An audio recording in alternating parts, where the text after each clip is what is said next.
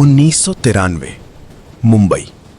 एक दिन कई धमाके, पूरा शहर कांप गया।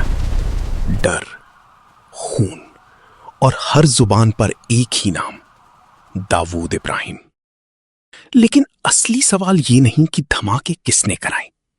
सवाल ये है, क्या उसी दिन मुंबई का अंडरवर्ल्ड खत्म हुआ या उसी दिन अपनी सबसे खतरनाक ऊंचाई पर पहुंचा।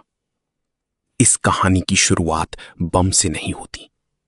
शुरुआत होती है 1940s के उस मुंबई से जहां बंदरगाह, तस्करी और सिस्टम की चुप्पी अपराध को जन्म दे रही थी। सफेद कपड़ों में हाजी मस्तान, पठानों का सरदार करीम लाला, डॉकयार्ड्स का बादशाह वारादराजन मुदालियर, इन्होंने मुंबई के अंधेरे को आकार दिया। फिर आया एक नाम जिसने अपराध को लोकल से ग्लोबल बना दिया। और जब सिस्टम टूटा तो गोलियां चली, गैंग टूटे, दोस्त दुश्मन बने और सड़कों पर राज करने लगे एनकाउंटर।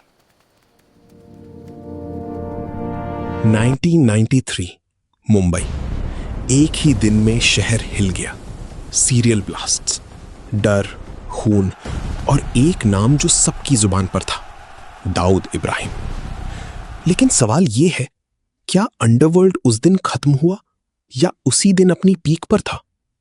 इस कहानी की शुरुआत ब्लास्ट से नहीं, बल्कि उन लोगों से होती है जिन्होंने मुंबई के अंधेरे को शेप दिया। 1940s का मुंबई, पोर्ट सिटी। शिप्स आते जाते, माल उतरता और सिस्टम धीरे धीरे करप्ट होता गया। यहीं से शुरू हुआ ब्लैक मार्केट। वॉर के टाइम पर राशन और इंपोर्टेड माल की डिमांड बढ़ गई और जहां डिमांड होती है वहां इल्लीगल सप्लाई भी पैदा होती है। 1950s-60s तक एक नाम उभर कर आया, हाजी मस्तान।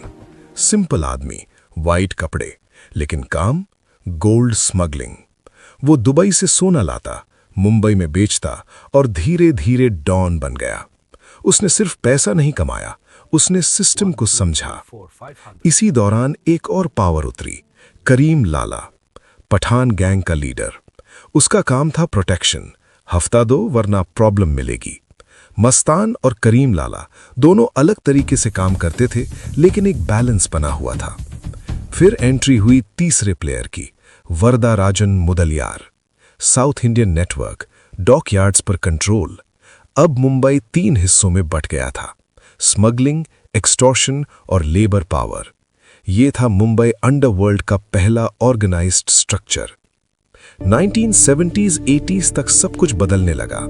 पुलिस प्रेशर बढ़ा, लेकिन क्राइम रुकने के बजाय और प्रोफेशनल हो गया। और तब एंट्री हुई एक नए नाम की, दाऊद। दाऊद इब्राहिम शुरू में एक छोटा क्रिमिनल था। उसके फादर पुलिस में थे, लेकिन दाऊद ने उल्टा रास्ता चुना। उसने सिस्टम को तोड़ने के बजाय उसे कंट्रोल करना सीखा। 1980s में दाऊद ने अपनी गैंग बनाई, डी कंपनी। स्मगलिंग से लेकर एक्सटॉर्शन, सब कुछ एक नेटवर्क के थ्रू होने लगा। फोन्स, कॉन्टैक्ट्स, इंटरनेशनल लिंक्स, ये अंडरवर्ल्ड का नेक्स्ट लेवल था। दाऊद का सबसे बड़ा मूव था मुंबई से बाहर जाना, दुबई शिफ्ट होना। अब वो सिर्फ मुंबई का डॉन नहीं था, ग्लोबल ऑपरेटर बन गया। इस दौरान उसके साथ था एक ट्रस्टेड आदमी, छोटा राजन। राजन स्ट्रीट लेवल ऑपरेशन संभालता था, दाऊद प्लानिंग करता था। दोनों मिलकर अंडरवर्ल्ड को एक मशीन बना चुके थे। लेकिन पावर कभी स्टेबल नहीं रहती। 1990s के शुरू में ही क्रैक्स दिखने लगे। 1993 मुंबई सीरियल ब्लास्ट्स। ये अटैक इंडिया की हिस्ट्री का एक बड़ा टर्निंग पॉइंट बना।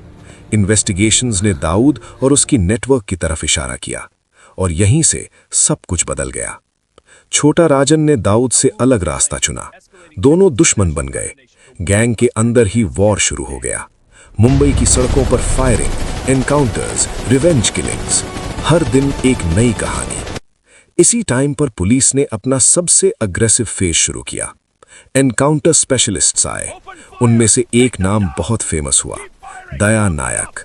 स्ट्रैटेजी सिंपल थी, कोर्ट से पहले ही क्रिमिनल्स को खत्म करो। एक के बाद एक गैंगस्टर मारे गए, नेटवर्क टूटने लगा। दाऊद ऑलरेडी इंडिया के बाहर था, उसका कंट्रोल कम होने लगा। लोकल गैंग्स इंडिपेंडेंट होने लगे।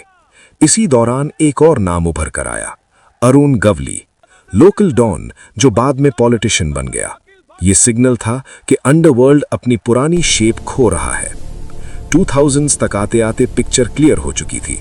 पुराना अंडरवर्ल्ड जो एक ऑर्गेनाइज्ड एम्पायर था टूट चुका था। अब छोटे छोटे गैंग्स बचे थे, लेकिन कोई सिंगल डॉन नहीं। बॉलीवुड पर भी कंट्रोल कम हो गया।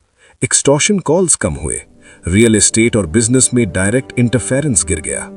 लेकिन इसका मतलब ये नहीं कि अंडरवर्ल्ड खत्म हो गया, वो बस इनविजिबल हो गया। आज भी नेटवर्क एग्जिस्ट करता है, लेकिन अब वो हेडलाइंस में नहीं आता, ना ही ओपनली पावर शो करता है। तो क्या मुंबई अंडरवर्ल्ड खत्म हो गया? सच ये है, नहीं, वो इवॉल्व हो गया। स्मगलिंग से शुरू हुआ सिस्टम ग्लोबल क्राइम नेटवर्क बना और फिर प्रेशर में आकर शैडो में चला गया। आज का अंडरवर्ल्ड लाउड नहीं है, वो साइलेंट है।